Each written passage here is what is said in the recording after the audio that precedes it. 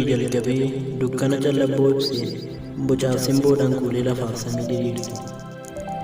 Inni waa maraaf bakka kenne jabaan qilleensaaf karaa baase. Akka barri baratti wallaatee bareen baraa kan wal jijjiiru. Sa'aatiin sekoondiitti wal qoodee guyyaaf halkanis waliin.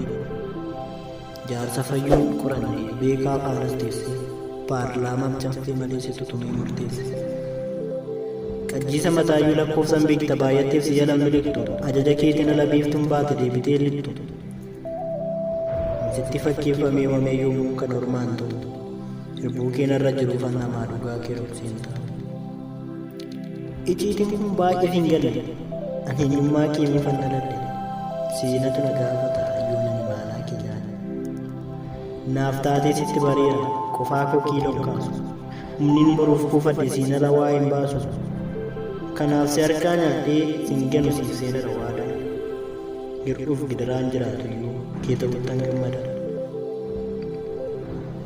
Ati waaqummaan kee dhugaadha dhugaan haadha hiyyeessan harka keetiin hin jallanne dafqii hiyyeessotaa si biratti gadi ni kenna.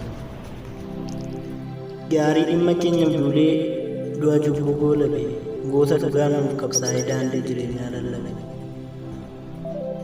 Anaaf goota jechuun siidha kan dhaloota biraandii sirrii akeeku isa fuulduraa silaalee dhugsaa barootaa beeku. Amanannaa goo dhugaa goota maalittuu madaalamu isa baraa barootatti iyyuu mudaa tokko illee hin qabu. Nus erga si waammannee rakkoo keenya birmatte iddoo nagaan dhibetti nagaan dhumne nuuf laatte. Erga maqaa kee waammannee laga rakkinaa ceene danda'uu keessa amannee deemsa keenya milkoomne. Erga dukkana keessaan waamtee ijoollee faanuun jette nu dadhaboota filattee bakka caalu nuuf laatte. Abbaan ormaa nuun ta'u turee buleen nu miidha kan sirraa gargar nu baasuun jiru situun ganaan sirriidha. Anaan kan na dhibee keessi koof na gaafatu gatiin natti baafame sun ba'aan cimaan natti ulfaata. Kaleef rigoora darbee kan lafee boona nyaatu manarra baay'ate maalidhaan hundeedhe. Aarsaan natti kaffalamee yoomiyyuu narraa hin baane namni keessanaadha yakka malee yakkamte ija keenya nuddee ba'aa keenya nuuf baatte. Hamala koonaa dandeessetti ta'a fuula keenatti hin jijjiirran gaafa haalli na buuse iyyuu gargaarsi keenarraan fagaate. Jaalalli kee tilmaaman qabu haadhaaf abbaarra naaf yaadda dhiphina koo dhiphattee waraansa koo naaf aadda. Kee kana yoon dubbachuu dhiise iyyuu keessi koo nan callisu siif barbaadee yoon dhabe iyyuu jecha guddummaa kee ibsu.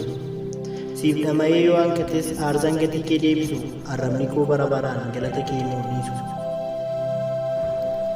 Erga lolaaf ba'ee injifadhee irra haane hamaan borootaaf qophaa'e siif jedhee nan miine. Murteen murteeffamu walla'ee haalli yoo ta'e guddaan qaaqa yoomiyyuu kan keessedha abukaattuu.